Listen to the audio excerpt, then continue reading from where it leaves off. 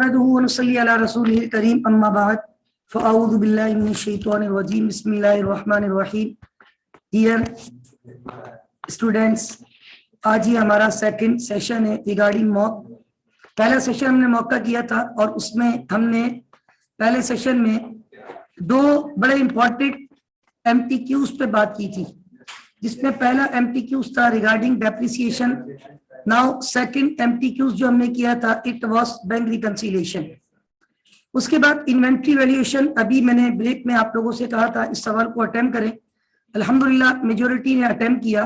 तो now we have to discuss, ठीक है। तो महा ट्रेडर्स के नाम से ये सवाल आप देख रहे हैं अपनी स्क्रीन पे। Is a retailer electrical appliances for the month of Feb 2020 following data relating to ceiling fans of a particular brand was extracted. We have provided sequential information. What is sequential information? Ascending order. 2nd Feb, 7 Feb, 12 Feb, not 14 Feb, then 18 Feb and 28 Feb.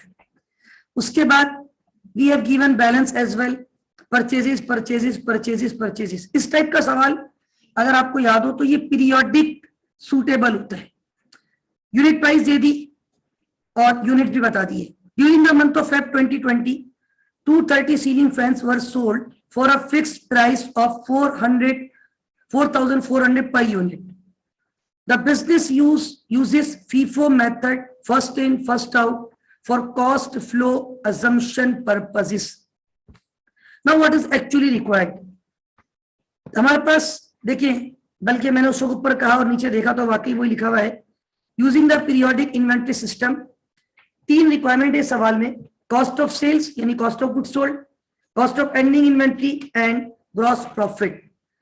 अच्छा, इसका format भी मैंने यहाँ पे copy किया है कि जो आंसर का फॉर्मेट था। अच्छा, आंसर का फॉर्मेट के लिए उन्होंने आपको इस तरह एक बॉक्सेस बना के दिए। देखिए, फीफो फर्स्ट इन। अब थोड़ा सा मैं सवाल को अगर फोकस करूं ना तो बड़ी आसानी से we can attempt this question. How? देखिए, फीफो मेथड है फर्स्ट इन फर्स्ट आउट और आपने 230 फैन बेचे। अच्छा, फर्स्ट इन फर्स्ट आउट, जो आपने पहले खरीदे होंगे वो पहले बेचे होंगे, ठीक है ना। तो अब मैं टिक करूंगा, आप देखिएगा कौन कौन से आपने पहले बेचे।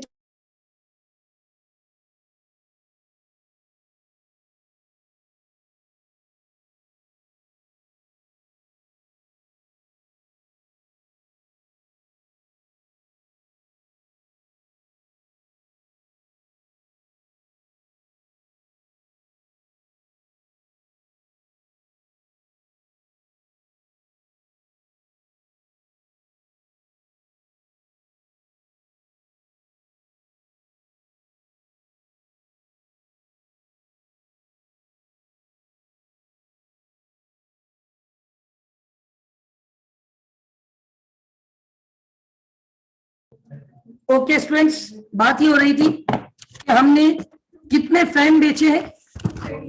230 फैन जो हमने बेचे हैं उसमें अगर हम कैलकुलेशन चेक करें तो कैलकुलेशन इज वेरी स्ट्रेट। 50 ये बेचे आपने, प्लस आपने 80 ये बेचे। फीफो है ना फर्स्ट इन, ये हो गए आपके 130 प्लस 70 कितने हो गए। तो इसका मतलब है यहां से कितने 30 यहां से बिके तो 10 यहां से बच गए। एंडिंग इन्वेंट्री आएगी 10 unit multiply by 3540, 60 unit multiply by 35 और एंडिंग इन्वेंट्री बचेगी 18 फेब और 28 फेब से। एम आई राइट? अब आप देखिए, अगर आप फर्स्ट टाइम भी फॉर्मेट देख रहे हैं ना, ये देखिए cost of ending inventory 18 Feb से कितने यूनिट बचे होंगे। अब ये देखिए ऊपर कॉलम यूनिट रेट 10 ये बचे होंगे और 60 ये बचे होंगे। इसकी प्राइस थी 35 और उसके बाद 35। अब आप देखिए, मैं भी ज्यादा टाइम नहीं लूंगा क्योंकि मुझे अभी बाकी चीजें भी करनी है। तो आपको पता है मल्टीप्लाई करेंगे, आंसर आएगा, दोनों को प्लस करेंगे, ये टोटल यूनिट आपके आ जाएंगे 70 और ये इसकी आ जाएगी यहाँ पे प्राइस वैल्यू। अच्छा, ये कैसे लेंगे? ये आप जो ऊपर टॉप से देख रहे थे यानी 50, 80, 70 और 50, 80 70 30 2 7 12 18 डेट देखिए 2 7 12 18 इस पे से 10 बच गए क्योंकि हमने 230 बेचे, हमने काउंटिंग कर ली थी। 3500 3520 3520 ये है 3500 का रेट, फिर 3520 है, फिर अनदर 3520 है, फिर 35 और आप ये मल्टीप्लाई करके इन सबको प्लस करेंगे, ये 230 है और ये उसकी वैल्यू आ जाएगी। अब जब आपके पास कॉस्ट ऑफ गुड्स सोल्ड भी आ गई तो कॉस्ट ऑफ गुड्स सोल्ड रखेंगे यहाँ पे और सेल कैसे निकालेंगे। सेल जो की है 4400 यूनिट बेचे, हर यूनिट कितने का बेचा है, सॉरी 230 बेचे हैं और हर यूनिट कितने का बेचा है, तो 230 मल्टीप्लाई बाय 4000 आपके पास जो भी अमाउंट आएगी सेल आएगी। सुन लें अभी, और फर्स्ट रिक्वायरमेंट का ये जो आंसर है ये वाला, ये क्या था, कॉस्ट ऑफ सेल्स, इसको सेल में से क्या कर दोगे तो क्या आ जाएगा, ग्रॉस। तो मेरा नहीं ख्याल कि इन्वेंट्री आपको कोई खास प्रॉब्लम करेगा, इंशाल्लाह अगर पेपर में आता है। देखिए फॉर्मेट होगा, कॉन्सेप्ट होना चाहिए, इंशाल्लाह आप अटेम्प्ट करेंगे। और देखो अल्लाह के हर काम में मसलियत होती है, अभी मैंने आपसे कहा आप अटेम्प्ट करें तो आप लोगों ने खुद ट्राई किया तो आपको सीखने को मिलता है, ठीक है। तो अल्हम्दुलिल्लाह हम इन्वेंट्री वैल्यूएशन वाले एमटीक्यूज को भी देख चुके हैं, राइट। तो इसको भी टिक कर दो। Trial balance is very straight, मैं सिर्फ आपसे शेयर करूंगा यहाँ पे। और ट्रायल बैलेंस वाला जो एमटीक्यूज है वो बेसिकली मैं आपको बता देता हूँ कि मैंने भी कॉपी किए थे, उसमें ये रहा दिस वन। देखिए नीचे रिक्वायरमेंट आपको नजर आ रही है स्टूडेंट, ये आपको इंफॉर्मेशन दी जाएगी और नीचे रिक्वायरमेंट है प्रीपेड ट्रायल बैलेंस और नीचे फॉर्मेट बना हुआ है, डेबिट के कॉलम भी और क्रेडिट के भी। और अगर मैंने इसका फॉर्मेट कॉपी किया तो मैं यस, ये देखिए फॉर्मेट, और ये शायद अभी सिर्फ डेबिट वाले आ रहे हैं क्योंकि वो स्पेस नहीं था नीचे वो स्क्रॉल करने में। तो इसके बाद कौन से वाले हेड आ रहे होंगे, अभी आप सिलेक्ट वाले बटन पे जैसे ही दबाएंगे तो सारे ऑप्शन आएंगे। अब जैसे आपने लिखा कैश तो कैश डेबिट होगा। बस आपको ये पता होना चाहिए नेचर, कौन से टाइटल की नेचर क्या है। तो एसेट और जो एक्सपेंस वाले हैं वो कहाँ होते हैं। फॉर एग्जाम्पल मैं रैंडमली पूछूं आपसे, रेवेन्यू कहाँ लिखोगे, purchase debit side, carriage in drawing debit, drawing debit, drawing कौन सा कैपिटल है, कैपिटल को कम करता है, रेंट एक्सपेंस, इंश्योरेंस,